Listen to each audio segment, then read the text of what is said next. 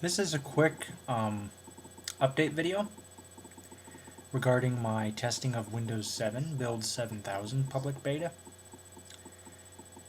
And I still like it. Um, Hardware works out of the box. I've got an external DVD burner here to my left that is a LightScribe DVD writer by LG, which I got for my handheld PC. Haven't really used it all that much. I figured I'd see what happens in Windows 7. It recognized it right away.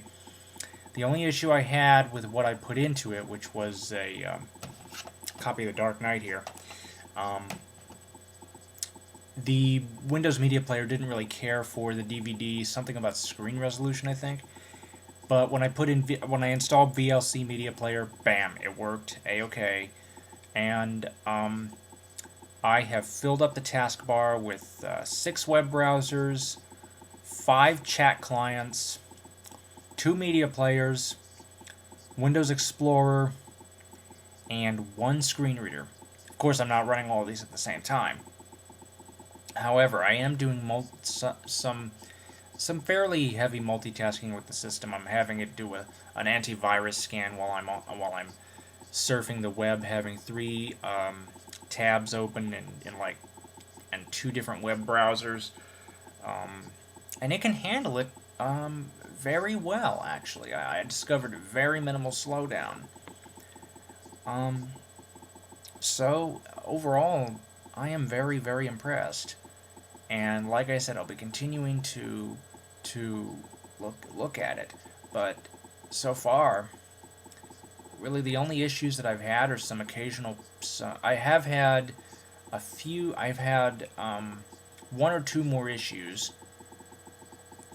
I've had a couple of browser crashes. Internet Explorer, especially IE8, is just a death trap.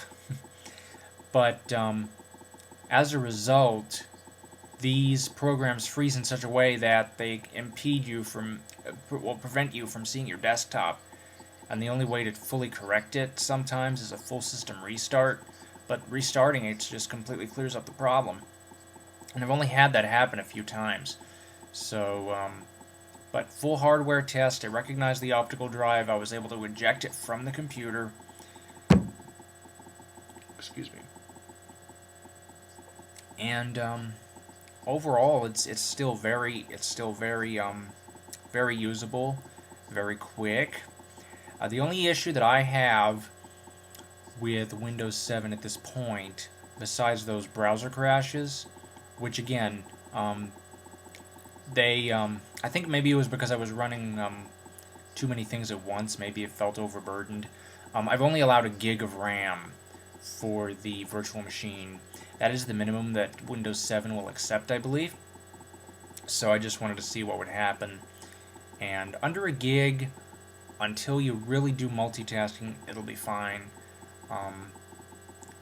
If I do a dual boot on my Mac, I will be assigning the full 4 gigs. I will be updating my hard drive, my internal hard drive. I will also be updating the internal RAM from 2 gigs to 4 gigs, and at which point I will install Windows 7 when it comes out. I am not going to do the beta on a dual boot, because if there's a very severe system crash, as a virtual machine I can just erase it, whereas with the hard drive, with the dual boot, I'd have to go in and recover that portion of the hard drive. Now granted, it's easier to do on the Mac than it is on the PC, but I still don't want to take that chance. Once it's full release, though, I will certainly be upgrading my RAM and my internal hard drive for full use of Windows 7 on my Mac.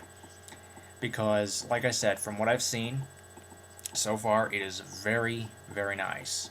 I haven't really encountered any problems, aside from those I've mentioned, and some of them are attributing to the fact that it is a virtual machine.